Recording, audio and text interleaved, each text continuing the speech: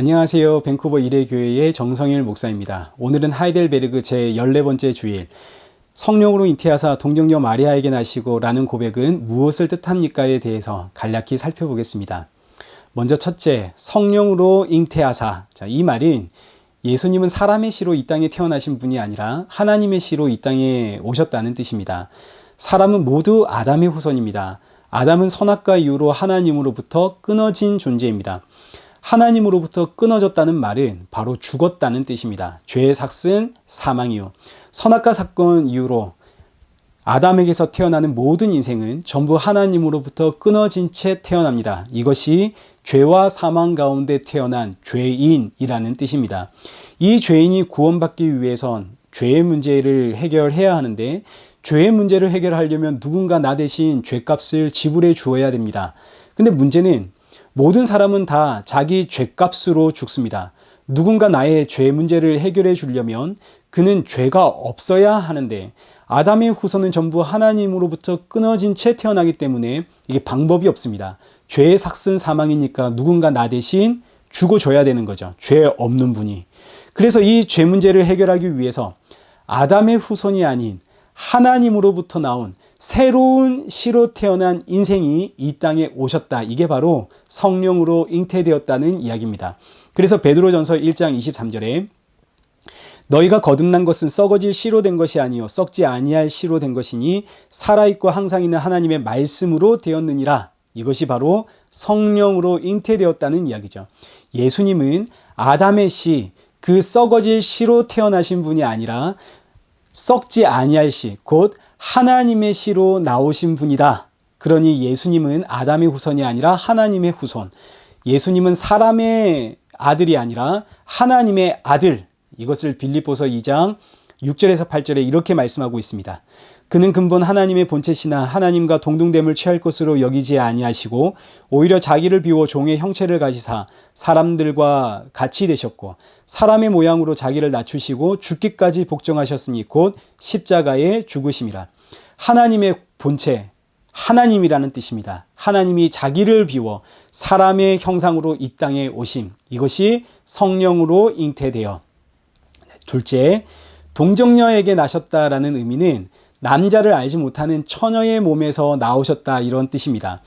이 의미는 예수님은 완벽한 사람으로 이 땅에 오셨다는 이야기고, 완벽한 사람으로 이 땅에 오셨으나 남자, 사람, 아담의 씨로 이 땅에 오신 것이 아니라 성령으로 예수님의 씨로 이 땅에 오셨기 때문에 죄가 없으시다라는 이야기입니다.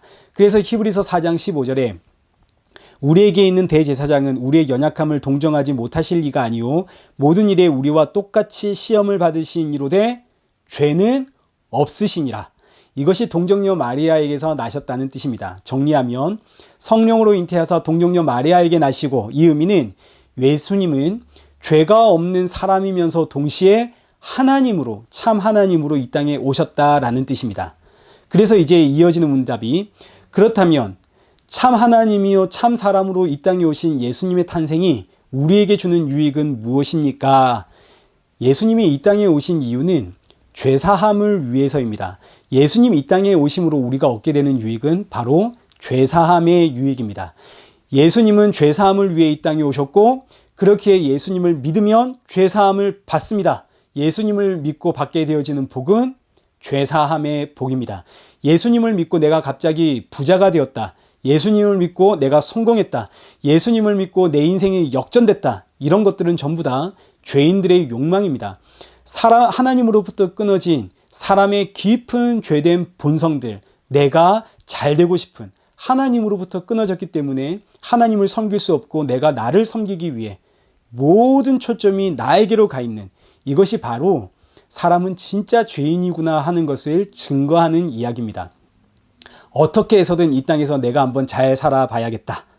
이것은 예수님을 믿음으로 얻게 되는 유익이 전혀 아닙니다.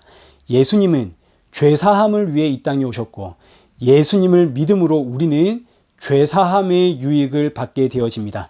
죄사함을 받았다는 말은 예수님이 나의 죄를 대신하여 죽으셨기 때문에 예수님 믿는 성도는 이제 죽음에서 다시 살아났다, 부활했다는 이야기고, 다시 태어났기 때문에 이것이 바로 거듭났다는 뜻입니다. 그래서 고린도후서 5장 17절 그런즉 누구든지 그리스도 안에 있으면 새로운 피조물이라 이전 것은 지나갔으니 보라 새 것이 되었도다. 예수님의 탄생으로 사람은 이제 새로운 피조물, 다시 태어난 거듭난 인생이 되었습니다. 따라서 예수님의 탄생으로 성도가 얻게 되어지는 유익은 첫째, 죄와 사망에서 구원받았다는 것이요. 둘째, 하나님의 자녀라는 새로운 피조물이 된 것입니다. 자, 오늘은 성령으로 잉태하사 동정녀 마리아에게 나시고 라는 의미에 대해서 간략하게 살펴보았습니다. 성령으로 잉태하사 동정녀 마리아에게서 태어나신 예수님, 이 짧은 말씀은 성도에게 엄청난 은혜를 줍니다. 이 영상이 끝나면 이 말씀을 다시 한번 깊이 묵상해 보십시오.